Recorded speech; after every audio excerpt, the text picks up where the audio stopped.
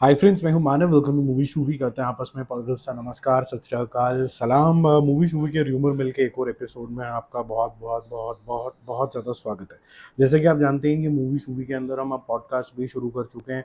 बहुत से लोग हैं जो कोई ना कोई गुफ्तगू करना चाहते हैं लेटेस्ट मूवी के बारे के अंदर, या फिर कोई सीरीज़ के बारे में, या फिर कोई OTT कंटेंट जो नए आ रहे हैं, या कोई भी ऐसा ट्रेंड जो आज के डेट में पॉपुलर होता चला जा रहा है। तो अगर आपको भी उसका पार्ट बनना है तो कमेंट बॉक्स में एक लिंक दिया हुआ है इंस्टाग्राम का, वहाँ पर जाओ और फॉलो करो और एक बस मैसेज छोड़ दो। उसके बाद मैं आपको कांटेक्ट कर लूँगा कि किस दिन और किस टॉपिक पे हम लोग आपस में बात कर सकते हैं। टॉपिक्स आपके भी पसंद के हो सकते हैं, तो पूरा फ्रीडम है। मिलजुल के फ्रेंडशिप की तरह जैसे बातें करते हैं दो फ्रेंड्स, वैसे ही हम बात करने वाले हैं। यहाँ पर कोई भी ज़बरदस्ती को फॉर्मल होने की ज़रूरत है नहीं।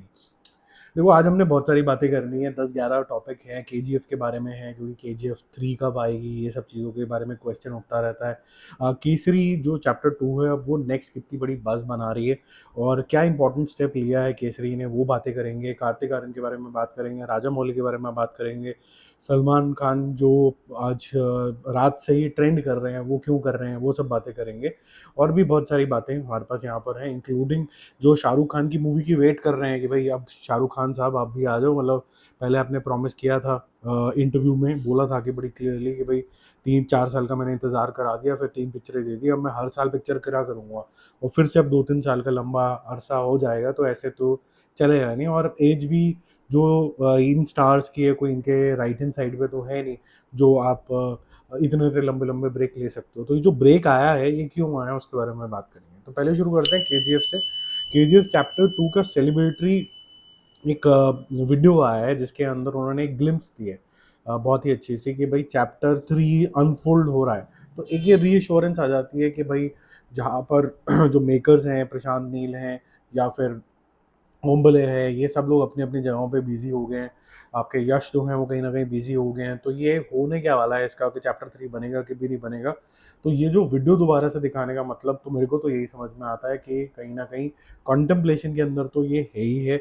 जब ये स्टार्स फ्री हो जाएँगे अपनी-अपनी सो कॉल्ड असाइनमेंट से, तब कुछ होगा। और बड़ी बात ये भी बन रही है कि KGF चैप्टर 3 के अंदर अजय थला, जो कि तमिल इंडस्ट्री के बहुत बड़े स्टार हैं, गुड बैड अगली भी सुपर डुपर हिट होने की पूरी कगार के ऊपर है। मतलब फैंस ज़बरदस्त हैं।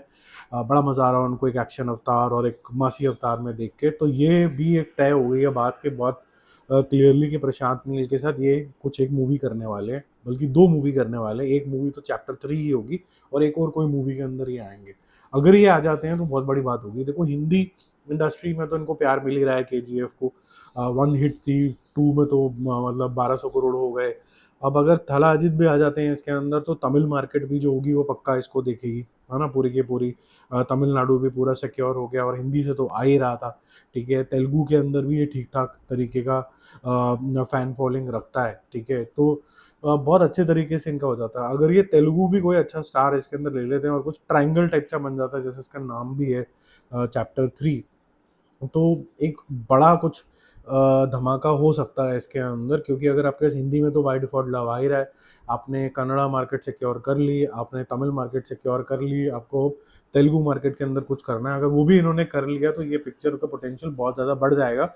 बट कंटेंट जो है वो KGF 1 और 2 के ज़ोन के अंदर नहीं जाना चाहिए, अब थोड़ा-सा और इवॉल्व होना पड़ेगा, क्योंकि इन बिटवीन बहुत से KGF और पुष्पा टाइप के कंटेंट आ गए और अब ये खुद का ही कहीं रीमेक ना लगने लग जाए, उसका ध्यान इनको देना पड़ेगा, ठीक है? बाकी सेकंड नंबर पे चलते हैं। देखो, केसरी चैप्टर 2 जो है वो काफ़ी ज़्यादा कॉन्फिडेंट है कि जो हम बात बोल रहे हैं, जिस मुद्दे को लेके हमने पिक्चर बनाई है, उसके अंदर बहुत ही ऑनेस्ट तरीके का अटेम्प्ट है। तो उन्होंने बोला कि हम, चाहे वो अक्षय कुमार की मूवी है और अक्षय कुमार के बड़े मियाँ, छोटे मियाँ ने जितने भी सो कॉल्ड फ़िल्म क्रिटिक्स हैं, उनको देश से बाहर भी लेके गए, उनको जोहानिसबर्ग आई थिंक लेके गए थे और फिर वहाँ पर बड़े-बड़े उनके इंटरव्यूज़ भी करे, उनके सुपर उनको अच्छे तरीके से उन्होंने इंटरव्यूज़ भी लिए और साथ-साथ में अच्छे-अच्छे कमेंट्स भी डाल दिए पिक्चर के बारे के अंदर। और सबको पता था कि शायद ये फेक ही होंगे, तो लोगों ने बिलीव भी नहीं करा और समोसा का डबल टैग लगा के बल्कि आ गए। तो केसरी चैप्टर 2 ने बोला कि यार, this is not the way to go, we will do something different. And what is that different? तो उन्होंने क्रिटिक्स को साइड में कर दिया कि भाई क्रिटिक्स तो चलो जब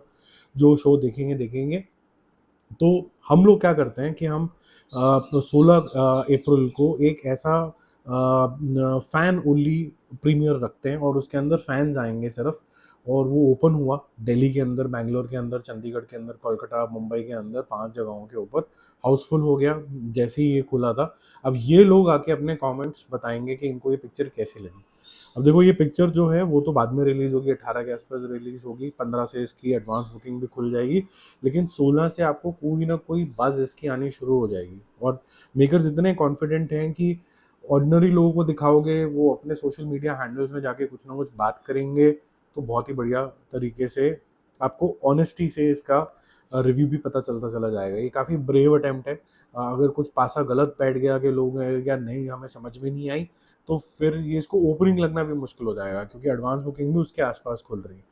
लेकिन हैविंग सेड दैट मेरे ख्याल से कॉन्फिडेंस लोगों का इस कंटेंट के ऊपर बहुत ज़्यादा है और ये हॉट टॉपिक भी बना हुआ है कि हमें एक अपॉलॉजी चाहिए ब्रिटिश गवर्नमेंट से। और साथ-साथ में अगर आप ये देखें कि राणा दुग्गबती ने भी ये मूवी देखी है और उन्होंने बोला कि इसका तेलुगु वर्ज़न जो है, जो कि अच्छी बात है, वो हम 2 चीज़ें अच्छी हैं इसके अंदर कि वो मैं डिस्ट्रीब्यूट करूँगा, उनकी जो कंपनी है वो डिस्ट्रीब्यूट करेगी। अब देखो इसमें 2 बातें हो जाती हैं, एक तो पहले दिन ही अगर आप तेलुगु मार्केट में हिंदी मूवी लेके आते हो और वो सेम टाइम पे रिलीज़ होती है, उसका बड़ा पॉजिटिव इम्पैक्ट होता है। हमारे ये जो स्टार्स हैं हिंदी सिनेमा के, वो भी अच्छा एक्टिंग करते हैं, कुछ अच्छी मूवीज़ बनती है, वो वहाँ जाके पॉपुलर होंगी। अब वहाँ पर पॉपुलर होने का मतलब है कि वहाँ पर भी धीरे-धीरे फैन फॉलोइंग होगी और ये फैन फॉलोइंग जब हो जाएगी तो फिर मेरे ख्याल से जो लव होगा ना वो तेलुगु स्टार्स के लिए या फिर तमिल स्टार्स के लिए नहीं होगा, वो इंडियन स्टार्स के लिए होने लग जाएगा। तो ये जो बैरियर्स हैं ये टूट जाएँगे और मैं बहुत हैरान हूँ कि आपका Telugu producer, Telugu director Hindi actor के साथ जाट बनाता है लेकिन तेलुगु के अंदर उसको भाई साहब डब ही नहीं करता है। ये थोड़ा हैरानगी की बात है। तो Kesari has done right thing, ये सारी लैंग्वेजेज़ में आनी चाहिए क्योंकि ये नेशनल मैटर है।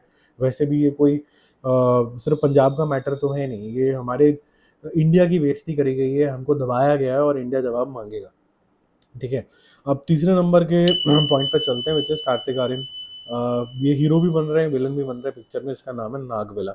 ये कॉमेडी क्रीचर फ़िल्म होगी और ये इंडिया के अंदर इस तरीके की मेरे ख़्याल से पहली पिक्चर है जो कॉमेडी क्रीचर फ़िल्म होगी, कुछ नया जॉनर है।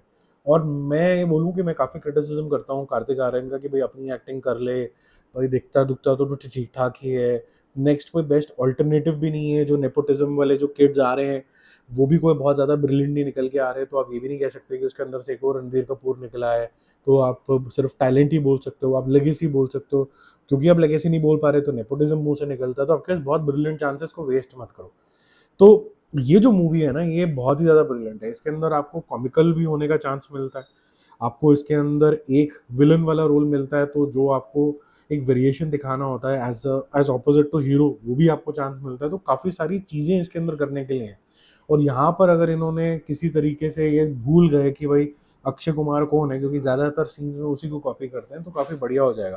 क्योंकि इसके साथ जो लोग खड़े हुए हैं इस पिक्चर के पीछे, जैसे कि करण जौहर या मृगदीप सिंह लांबा जिन्होंने फुकरे वगैरह बनाई थी, इनको कॉमेडी फ़िल्मों की समझ है, ठीक है? और इन्होंने अच्छी कॉमेडी फ़िल्म्स पीछे डिलीवर भी करी हैं, फैमिली ओरिएंटेड पिक्चरें भी, मतलब करण जौहर तो करता ही रहता है और काफ़ी ज़्यादा गुड न्यूज़ वगैरह अच्छी पिक्चरें इन्होंने बनाई हैं। अब ये इंडिपेंडेंस डे रिलीज़ होगी 2026 की और इसकी शूटिंग भी शुरू हो जाएगी जल्दी। तो मेरे ख़्याल से अभी तक की जितनी भी पिक्चरें इन्होंने करी हैं कार्तिक आर्यन ने, ये सबसे ज़्यादा करियर डिफाइनिंग मूवी होगी। हालाँकि फ़रवरी में इनकी एक और मूवी आएगी नेक्स्ट ईयर, जो कि रोमांटिक मूवी होगी, दिल टूटे हुए आशिक टाइप की। कहने के लिए वो आशिकी 3 है, लेकिन वो आशिकी 3 नहीं है, उसका टाइटल कुछ और रखा गया है। लेकिन ये वाली मूवी मुझे लगता है कि आपको बहुत ज़्यादा वेरिएशन दिखाने का मौका देगी। ट्रू सेंस के अंदर बहुत से लोग ऑर्डिनरी एक्टिंग में, क्योंकि कोई और कंटेम्प्रेरी आर्टिस्ट नहीं है, तो बोल देते हैं कि बहुत अच्छा काम कर लिया जी कार्तिक आर्यन।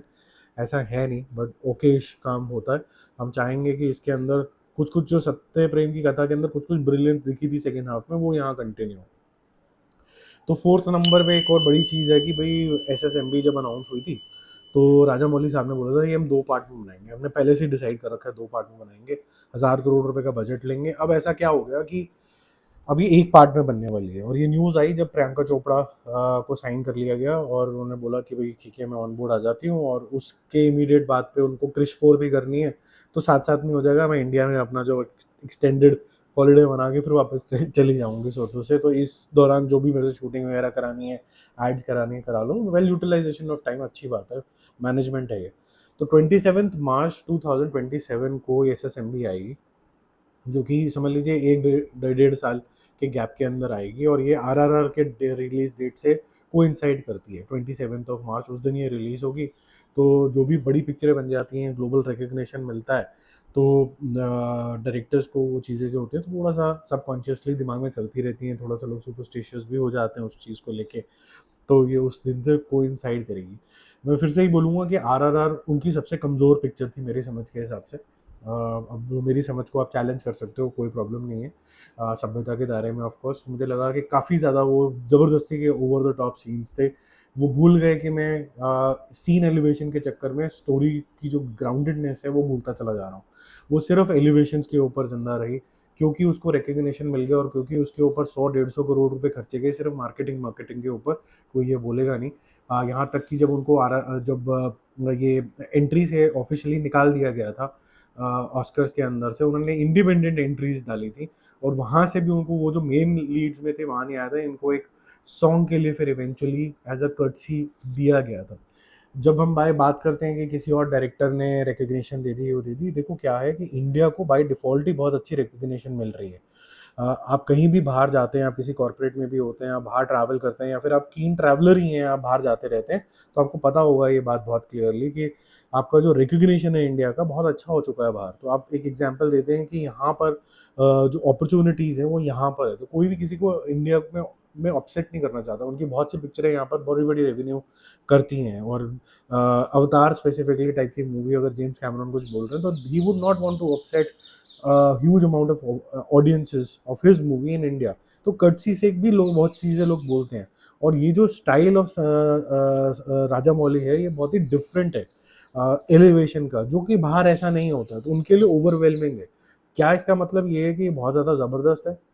आप जितनी भी इंटरव्यूज उठाओगे या फिर रिव्यूज उठाओगे बाहर के, सारे उठा लेना, देयर एक्सप्रेशन इज नॉट कि ब्रिलियंट है, they are saying that we are overwhelmed seeing that. Overwhelmed is not always positive, right? लेकिन उनको ये लगा यार ये हमने चीज़ें नहीं देखी थी हीरो को करते हुए, ठीक है? हमने तो बहुत बारी देखी, हम तो बचपन से 80s 90s और फिर तेलुगु मूवीज़ में तो सब चलता ही रहता है, तो ये देखिए। तो मेरी उनसे हाथ जोड़ के विनती होगी कि जो आपने ब्रिलियंस हमें ईगा में दिखाई थी स्पेसिफिकली, और जो हमें प्रभास के रूप में बाहुबली दिखाया था, उस जोन में ही रहने देना, इसको आरआरआर के जोन में मत लेके जाना, जो काफ़ी नकली हो जाता है, ठीक है? फिफ्थ नंबर पे चलते हैं। सलमान खान का कल से दो पिक्चर्स हैं वायरल हो रही हैं, और ये पिक्चर्स हैं उनके बॉडी शॉट को लेके, जो उन्होंने जिम के अंदर उनके पूरे जो राउंड कंधे और मस्कुलर एकदम, जैसे डोले से तो हमारे तो कम है, उनके ज़बरदस्त तरीके के डोले हैं, खतरनाक तरीके के हैं, तो रेगुलर एक्सरसाइज करने वाले जो होते हैं। तो वो एक किस्म का मैसेज है कि भाई बाप को मत सिखा मोटे मोटे लेवल पे, मतलब ठीक है मैंने आपकी बात सुन ली है। एक तो एरोगेंस से भी जवाब आ सकता है, और एक आ सकता है कि थैंक्स फॉर द मोटिवेशन। तो ये बहुत ही अच्छा ग्राउंडेड मैसेज हुआ है कि भाई आप चाहते हो कि मेरे को एक रूप में देखना, मैं अपने फैन से मिला और फिर मैंने अपने आप को ट्रांसफॉर्म करने लग गया जैसा कि आप मुझे पसंद करते हो, तो थैंक्स फॉर द मोटिवेशन। तो I think it's a very positive indicator. The takeaway that I take from this comment is that not only bodybuilding, the first step of course is your external looks, and internally in a very positive frame of mind I will start my next movie which will be on the same lines how you want to see me. तो hopefully ये उस zone में जाएगा। बहुत से महानुभाव ने मेरे ख्याल से मेंटल फ्रेमवर्क और जी हजूरी के जोन के अंदर लेके चले गए हैं। मेरे ख्याल से कि जो इमोशनल आदमी होता है, अब उसको ये नहीं बोल सकते हैं कि वो मेंटल फ्रेम में नहीं था, वो किसी की हेल्प करने की कोशिश कर रहा था, और आदमी गलतियों का पुतला होता है और वो उस गलती से सीखता है। And if you are an intelligent man you will learn that maybe you are giving lot of you're doing something for obligations and that those obligations are not working out, so maybe you will change your course and come back strong. तो ऐसा नहीं है कि वो बेवकूफ़ फुद्दू आदमी है और आपको पता था उसके बारे में ज़्यादा यहाँ घर बैठे बैठे। तो I discourage those videos wherein we bash our stars left right and centre, यहाँ तक कि मेंटल हेल्थ तक हम चले गए हैं, मतलब ये बेवकूफ़ों वाली बात है। तो he will come back strong. नहीं भी आते हैं तो हम ये बोल सकते हैं कि यार एक जो फेज आउट करने की टेक्निक होती है, जो आमिर खान जैसे अमिताभ बच्चन वगैरह ने करी from mainstream actors to strong characters, वो शायद ये इतनी इफेक्टिवली नहीं कर पाए, तो हम उसका क्रिटिसिज्म उस साइड पे लेके जाएंगे, हम किसी को बेवकूफ़ या फिर गधा इस जोन के अंदर नहीं चले जाएंगे, या फिर कोई मेंटल डिप्रेशन की उनको कोई एडवाइस देने नहीं लग जाएंगे, क्योंकि हम में से कोई भी डॉक्टर तो नहीं है, ठीक है। तो मतलब काफ़ी बेहुदा तरीके के मुझे ये थंबनेल्स वगैरह लगते हैं। I discourage everyone to watch such bullshit videos यार। ये काफ़ी ज़्यादा अजीब बात हो जाती है इतने स्ट्रॉन्ग व्यूज़ लेके आना। 6 नंबर पे चलते हैं। नवाजुद्दीन सिद्दीकी की एक मूवी आ रही है जिसके बारे में कल रात को भी हमने बात करी थी, पछतावा। अब ये मैं इसलिए यहाँ पर डिस्कस कर रहा हूँ क्योंकि ये बहुत ही इंपॉर्टेंट मुद्दे के ऊपर बात करती है कि हम ये चाहते हैं कि भी पुलिस वगैरह या फिर जो भी प्रशासन हमको सेफ रखती है, या फिर जो भी बॉडीज़ हमें सेफ रखती हैं, एसोसिएशन हमें सेफ रखती हैं, वो हो तो सही, लेकिन वो कोई और कर रहा हो। हमारे घर ठीक ठाक चलते रहे, हमारा जो घर में जो लोग हैं वो टाइमली आते रहें, जो भी बसड़ हो उनके साथ हो, जीवन मरना उनके साथ हो। तो मेरे ख्याल से ना ये बहुत इंपॉर्टेंट टॉपिक है कि हम खुद ओनरशिप नहीं लेते हैं एज अ कंट्री। और अगर आप बाहर की कंट्री जैसे कोरिया वगैरह देखें, तो वहाँ पर मैंडेटरली होता है कि आपको जाके एक बॉय से जेंटलमैन बनना है, और आपको एक आर्मी ट्रेनिंग दी जाती है मैंडेटरी, चाहे आप कोरिया के बेस्ट पॉप कल्चर के अंदर भी क्यों ना हो, आप सबसे बड़े सिंगर्स क्यों ना हो, सब साइड में है। सिर्फ आपको पहले अगर ट्रेनिंग लेनी है तो लेनी है, इसके लिए कोई भी एक्सेप्शन नहीं है। तो मेरे ख्याल से ये बहुत अच्छा पॉइंट है, इसलिए मैं दोबारा रेज कर रहा हूँ कि बाई चांस किसी ने वो शॉर्ट वीडियो ना देखा हो, लेकिन ये टॉपिक बहुत इंपॉर्टेंट है। अब ये डायरेक्टर इसको कैसे हैंडल करते हैं वो देखने वाली बात होगी। प्लस नवाजुद्दीन सिद्दीकी का ये बड़े ही नेगेटिव जोन से हटके कैरेक्टर ड्रिवन रोल है, ये इनके लिए पाथ ब्रेकिंग होगा, क्योंकि अगर ये कर लेते हैं और जिस एज ब्रैकेट से अगेन 50+ में जा रहे हैं, तो एज अ कैरेक्टर आर्टिस्ट ये बहुत ज़्यादा चल सकते हैं। किसी का बाप, किसी का बड़ा भाई, सॉलिड सा इंस्पेक्टर, और जैसे हमने रईस में भी देखा था, तो उस तरीके के रोल में बहुत अच्छे लगते हैं, ना कि यंगर हमेशा विलन। तो ये मैं चाहूँगा कि ये उस रोल में ये ट्रांसफॉर्म कर जाएं, और फिर इनको हम और ज़्यादा देख पाएंगे। 7 नंबर पे चलते हैं। वॉर 2 बॉडी डबल्स के साथ बहुत ज़्यादा शूटिंग वूटिंग चल रही है। क्या ये अच्छी न्यूज़ है कि या ख़राब न्यूज़ है? देखो, दुनिया के अंदर मतलब चाहे आप ये भी बोलो कि सारे स्टंट टॉम क्रूज खुद करते हैं, लेकिन ऐसा नहीं है उनका बॉडी डबल नहीं है। कुछ कुछ चीज़ों के लिए उनका भी बॉडी डबल यूज़ होता है। लेकिन ना ये जब बोल देना कि भाई बॉडी डबल्स के साथ हो रही है, ये आई थिंक ये हमारे जो जर्नलिस्ट है ना, इनका दिमाग खराब हो चुका है। ये बिल्कुल फुद्दू लोग हैं, ये अपनी दुकान चलाने के चक्कर में ये लार्जर जो ऑब्जेक्टिव होता है वो सब भूल जाते हैं। अब आप ये देखिए कि वॉर 2 के अंदर अगर बॉडी डबल है भी, तो वो तो हर एक पिक्चर में ही होता है। तो आप जब इसके ऊपर इम्फेसिस कर देते हैं, तो जो लोगों का मजा है ना, जब वो स्क्रीन पर जाके देखेंगे कि हीरो क्या कर रहा है, उनके दिमाग में प्ले करता रहेगा कि ये बॉडी डबल ने किया है। तो ये काफ़ी बेवकूफ़ों वाली बात है। मतलब विल एंड में लिख देंगे कि Hrithik Roshan will join the team after physiotherapy इनमें। ये न्यूज़ तुम ये क्या, इसका न्यूज़ का मतलब क्या है इस बात का? मतलब या तो फिर ये जैसे सेकंड न्यूज़ इसके बारे में ये है कि भाई करीबन 20-25 मिनट का शर्टलेस सीन होगा 2 स्टार्स के ऊपर, काफ़ी मारम-पिटाई होगी, जैसे वॉर 1 के अंदर भी आपने देखा था कि टाइगर और ऋतिक रोशन एंड के अंदर थक ही गए थे मार-मार के एक-दूसरे को, वैसा ही कुछ होगा। अच्छी बात है, ये चलो समझ में आता है आपको। दोनों हीरोज़ की वेट होगी, वन मैन अप होगा, कौन जीतेगा, कैसे होगा। बट ये बॉडी डबल वाली चीज़ें जो होती है ना, ये पिक्चर को अपग्रेड नहीं कर रही हैं, डिग्रेड कर रही हैं। तो आपका क्या व्यू पॉइंट है इसमें, ज़रूर बताना। 8th नंबर पे हम चलते हैं। ये अब करीबन 1 डेढ़ साल से तो ऑन एंड ऑफ करके वेलकम 3 की शूटिंग चल रही है। कभी कुछ लोग आ जाते हैं, कुछ बीच में छोड़ के चले गए, ये सब चल रहा है। और अब जो लेटेस्ट न्यूज़ आ रही है कि 2026 के अंदर ही जाके रिलीज़ होगी। इस साल ये जो दिसंबर में आ रही थी वो नहीं आएगी, दिसंबर तक तो इसकी शूटिंग ही चल रही होगी, और अभी इसकी शूटिंग बंद है फिलहाल के लिए। तो इसका क्या होने वाला है पता नहीं, क्योंकि ये जो इतनी ज़्यादा गैप्स के साथ आजकल मूवी बनती है, उसके अंदर डिसकंटिन्यूटी का काफ़ी प्रॉब्लम आता है, और अवेलेबिलिटी जो है वो इतने सारे स्टार्स हैं इसके अंदर, वो भी इशू आ जाता है। तो ये खबर जो है ये मैं र्यूमर ही समझूंगा कि अगले साल भी आएगी कि नहीं आएगी। अब जब तक इसका कुछ ऑफिशियल नहीं अनाउंसमेंट होता है, इसको आप थोड़ा ऐसे ही समझो। मेघना गुलजार हैं, काफ़ी टैलेंटेड है। राजी जैसी पिक्चर बनाई उन्होंने, मेरे फेवरेट सैम बहादुर बनाई, क्या एक्टिंग करी थी उसमें विकी कौशल ने। मतलब लग ही नहीं रहा था विकी कौशल है इसके अंदर, ऐसा लग रहा था कि मानेक शाह साहब इसके सामने, हमारे स्क्रीन के सामने खड़े हैं। तो अब वो एक और मूवी बना रहे हैं, और इनकी जो मूवीज़ होती हैं उसके अंदर एक्टिंग की, ह्यूमन इमोशंस की डेप्थ जो होती है लाइफ के बारे में, ये सारी बहुत तारीफ़ें होती हैं। और ये बन रही है हिंदी के अंदर, और मोस्ट प्रॉब्ली इसको शायद मलयालम के अंदर और अदर लैंग्वेजेस के अंदर भी डब किया जाएगा। इसका नाम है दायरा। और इसके अंदर सुकुमारन साहब होंगे, पृथ्वीराज सुकुमारन, और करीना कपूर होंगी। अब करीना कपूर की इंट्रोडक्शन देने की ज़रूरत तो है नहीं, अगर इंटेंस रोल में भी उतनी ही दमदार होती हैं जैसे वो गीत के रोल में होती हैं, तो काफ़ी ज़बरदस्त इंटेंस होने वाला है। पृथ्वीराज सुकुमारन का मुझे याद है कि मैंने 2 मूवीज़ देखी थी। एक तो गोट जो आई थी इनकी पिक्चर, वो गोट वाली, और एक दूसरी जो आई थी इनकी कोल्ड केस, उसमें काफ़ी इंटेंस इनकी एक्टिंग थी। और भी होंगी आई एम श्योर, लेकिन जो हमें पता है हमने वो बता दी। इन 2 मूवीज़ में इनका काफ़ी अच्छा रोल था। अब ये अपनी intense acting combined with Kareena लेके आएँगे मेघना गुलज़ार के मूवी के अंदर। इसके अंदर आई एम श्योर गुलज़ार साहब का भी कुछ ना कुछ कंट्रीब्यूशन होगा। वो क्या इसके गाने-वाने क्या लिखेंगे आई डोंट नो, उसकी कोई क्लैरिटी नहीं है, बट आई एम श्योर कुछ ना कुछ तो होगा। तो मज़ेदार होना चाहिए ये मामला, इंटेंस होना चाहिए। और ये इसी चीज़ें जो होती हैं, जो इतनी इंटेंस होती हैं और जो इतनी ज़्यादा हार्ट टेलिंग स्टोरीज़ होती हैं, उनको भी थिएटर में देखने का ही मज़ा आता है। क्योंकि उसके साथ जो शेयर्ड इमोशन होता है किसी के साथ, वो उसमें मज़ा आता है। वो फिर आप घर में बैठ के अकेले नहीं देख सकते। 10 नंबर पे चलते हैं। ऋतिक रोशन और मैत्री फिल्म मेकर्स एक डिस्कशन के अंडर हैं कि मैत्री फिल्म मेकर्स का मानना ये है कि मैं अपने आप को एक्सपैंड करना चाहता हूँ और मैं एक नेशनल लेवल का प्रोड्यूसर बनना चाहता हूँ। लेकिन वो ये भी बहुत ज़्यादा क्लियर है कि हम जब कोई ऐसी फ़िल्म बनाएँगे, हिंदी फ़िल्म, तो हम हिंदी बनाएँगे, जब तेलुगु बनाएँगे तो तेलुगु बनाएँगे।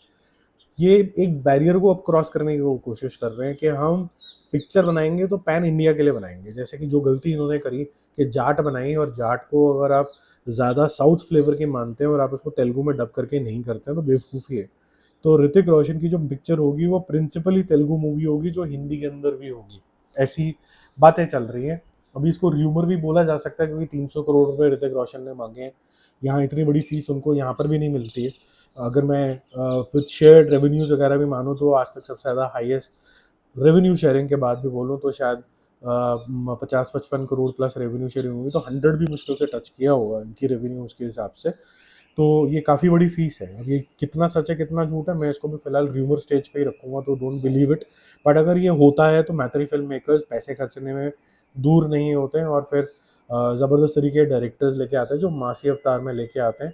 अभी तक सुपर मासी अवतार के अंदर हमने ऋतिक रोशन को नहीं देखा है। हमने हिंट्स देखी हैं विक्रम वेदा के अंदर कि अगर ये मासी विलन बन गए तो ये क्या कर सकते हैं, और ये इन्हीं की स्टार पावर थी कि विक्रम वेदा जैसी मूवी भी क्लोज टू 130 करोड़ के आसपास कर गई थी। बिलो एवरेज टाइप का रिजल्ट लेके आ गई थी, जहाँ पर ये जो रीमेक्स हैं उनको 20-25 करोड़ में निपटाया जा रहा है। ठीक है, तो ये और एक पता नहीं कैसे अजय देवगन पुल ऑफ कर लेते हैं रीमेक्स को और वो रिजल्ट्स लेके आ जाते हैं, बट अदरवाइज किसी और के बस की बात है नहीं रिजल्ट्स लाना। अब चलते हैं मेन न्यूज़ 11वीं न्यूज़ के ऊपर, शगुन का 11, कि भाई ये शाहरुख खान साहब हैं क्या और कर क्या रहे हैं। देखो, शाहरुख खान साहब ने बहुत सारे अपग्रेड्स कर दिए हैं इस पिक्चर के ऊपर जो कि किंग नाम की आ रही है। फ्रैंको द प्रोफेशनल, ऐसे लियोन द प्रोफेशनल, इस तरीके की एक पिक्चर आई थी बहुत साल पहले जिसके ऊपर बिच्छू भी बनी थी। ये प्रिंसिपल वो कहानी थी जो बनने वाली थी। डायरेक्टर साहब चेंज हो गए, फिर उसके बाद सिद्धार्थ आनंद आ गए क्योंकि ये बहुत बड़ी पिक्चर बन गई। यहाँ पर वो थोड़ा सा क्रक्स लिया जाएगा और यहाँ पर आपको एक गैंगस्टर, एक प्रोफेशनल टाइप का इंसान, शाहरुख खान एक बच्ची को बचाते हुए दिखेगा। वो बच्ची जो होगी वो उनकी खुद की बच्ची रियल लाइफ में भी है, सुहाना खान उनका होगा। सुहाना खान की एक सेपरेट तरीके की ट्रेनिंग, शाहरुख खान के एक सेपरेट तरीके का लुक, और साथ साथ में जो सिद्धार्थ आनंद के प्रीवियस कमिटमेंट्स थे क्योंकि अब वो नए डायरेक्टर ऑन बोर्ड आ गए, उनके प्लानिंग के अंदर ये नहीं था, ये प्रोड्यूसर थे वो। तो उनकी जो स्लेट इम्पोर्टेंट जो रिलीज़ है मार्वलिक्स के अंडर, वो थी ज्वेल थीफ, जो कि नेटफ्लिक्स के ऊपर रिलीज़ होने वाली है इस महीने। तो वो रिलीज़ हो जाएगी तो कम्प्लीटली फ्री हो जाएंगे और मई से वो शाहरुख खान की फ़िल्म के ऊपर ताबड़तोड़ तरीके से लग जाएंगे। अब ये कब रिलीज़ होगी इसकी डेट की ज़्यादा क्लैरिटी नहीं है, बट 1 साल का प्रोसेस होता है और ये पिक्चर काफ़ी ज़्यादा हेवी ऑन वीएफएक्स वगैरह भी है, तो मैं 1 साल मान के चलूँगा। तो या तो ये समर्स के नेक्स्ट में ही रिलीज़ होगी या फिर ये भी क्लोज़ टू इंडिपेंडेंस डे के आसपास ही आएगी, या ऐसा भी हो सकता है कि इसको रिज़र्व में ही रखा जाए और फिर सितंबर के आसपास इसको रिलीज़ किया जाए नेक्स्ट ईयर। ऐसी संभावना है। ये जल्दीबाजी वाला काम वाली पिक्चर नहीं है, इसको समय लगेगा और मैक्सिमम से मैक्सिमम ये हो सकता है गर्मियों में आए, और गर्मियाँ जो होती हैं, जब नॉर्थ के अंदर इतनी गर्मी हो जाती है फिर लोग ज़्यादा जाते ही नहीं हैं। इसलिए मैं बोल रहा हूँ कि फिर ये जो आपके मानसून होते हैं उसके बाद मई में ये सितंबर में भी अच्छा पिकअप आता है मूवीज़ का, तो हो सकता है तब रिलीज़ हुए। तो सितंबर इज़ माय बेट। अगर इन्होंने बोला कि नहीं सब कुछ छोड़ो, हम अच्छे से इसको रिलीज़ करेंगे, तो हो सकता है कि ये फिर सीधा दिसंबर में ही जाके रिलीज़ हो। अभी कोई क्लैरिटी नहीं है, don't take my word for it, let's wait for the official announcement. ठीक है, जिनको ये कंटेंट अच्छा लग रहा है शेयर करो, लाइक करो, और फिर हम जल्दी मिलते हैं और रिव्यूज़ और अपडेट्स के साथ। Bye bye.